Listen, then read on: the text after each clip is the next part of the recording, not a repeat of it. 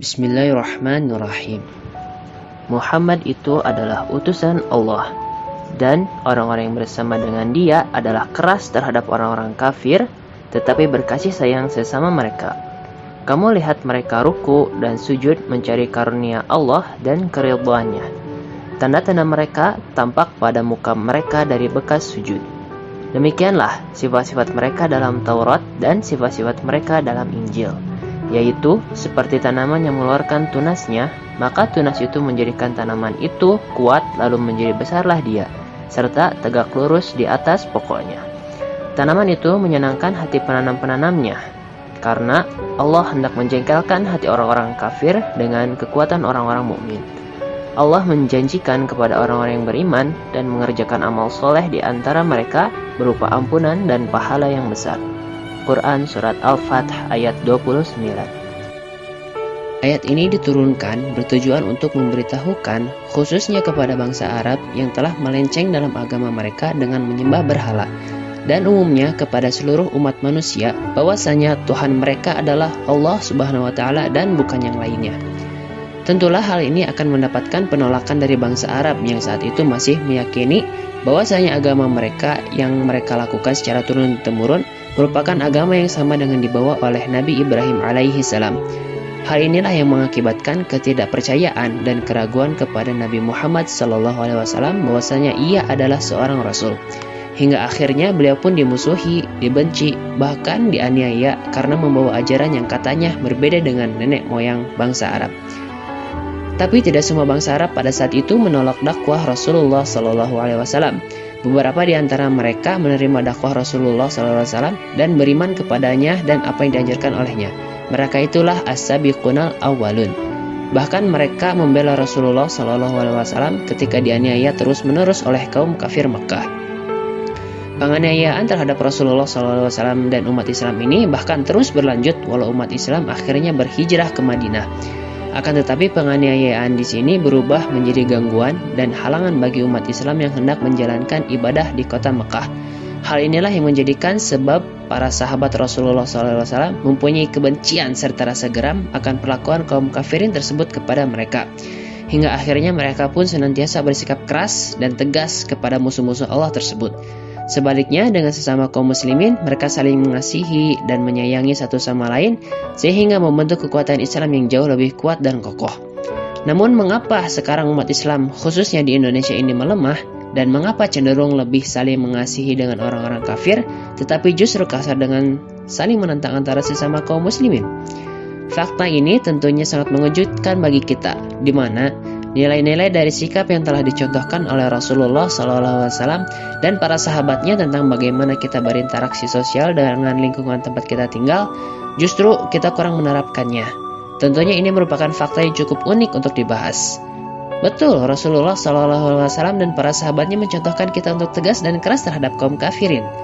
Tapi perlu dicatat, keras di sini pada hari ini khususnya, ya ini hanya kepada kaum kafirin yang berani menyerang, mengganggu, memusuhi serta menginjak-injak agama Islam.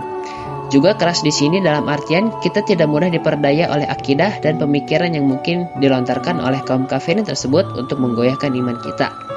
Bahkan terhadap kaum kafirin yang sangat memusuhi umat Islam, Imam Hasan Al-Basri sampai mengatakan tentang maksud dari ayat ini, bahwasanya keras di sini sampai kita pun bahkan tidak ingin pakaian kita saling menyentuh badan mereka. Ini pakaian loh, belum kulitnya. Pakaian aja mereka sudah tidak mau bersentuhan apalagi kulit mereka. Lantas bagaimana bila kita mempunyai tetangga orang kafir? Nah tentu kita sebagai umat Islam, umat rahmatan lil alamin harus bijak dalam berinteraksi. Kita semestinya menunjukkan sikap umat Islam yang ramah dan santun kepada mereka selama mereka tidak menyerang kita.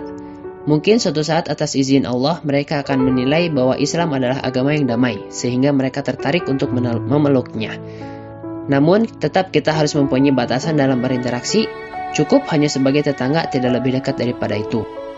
Cukuplah kita sebagai umat Islam menjalankan apa yang seharusnya umat Islam lakukan, dan cukuplah mereka melakukan apa yang seharusnya mereka lakukan sebagai orang-orang non-Islam. Lakum dinukum waliyadin. Bagimu agamamu dan bagiku agamaku. Sebagaimana yang pernah dikatakan oleh Habib Nurmagomedov, orang-orang kafir itu tidak menilai apa yang kita yakini, akan tetapi mereka menilai sikap kita.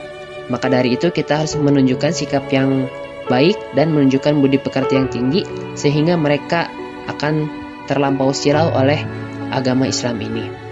Nah, sebaliknya dengan sesama kaum muslimin, justru kita harus saling mengasihi dan saling menyayangi, saling mengokohkan dan merapatkan barisan kaum muslimin, bukan saling keras dan saling membenci antar sesama umat Islam.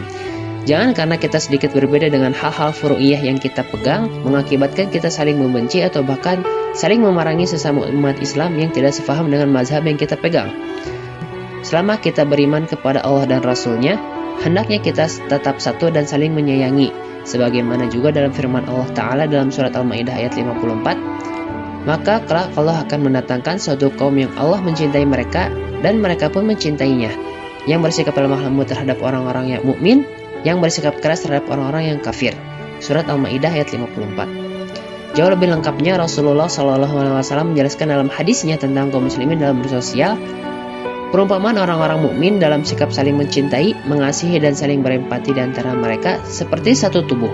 Apabila ada salah satu anggota tubuh yang merasa sakit, seluruh tubuh pun akan merasakan sakit dan tidak bisa tidur serta merasakan demam. Hadis riwayat Al-Bukhari, Muslim dan Ahmad.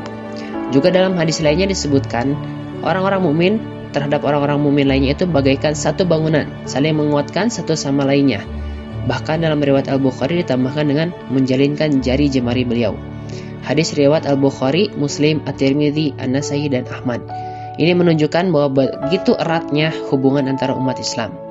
Maka sudah sepatutnya kita sebagai kaum muslimin untuk senantiasa menunjukkan sikap yang adil, terpuji akhlaknya serta adab yang tinggi kepada seluruh umat Islam.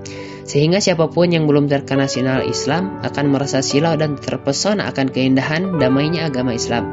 Dan selalu bersikap keras terhadap orang-orang kafir yang sukanya membuat onar dan memicu kegaduhan di antara kedamaian umat Islam. Saling membela antara sesama umat Islam jika mereka diganggu atau bahkan diserang oleh orang-orang kafir, serta senantiasa menyayangi mereka sebagaimana mereka adalah anggota tubuhmu. Wallahu a'lam bishshawab.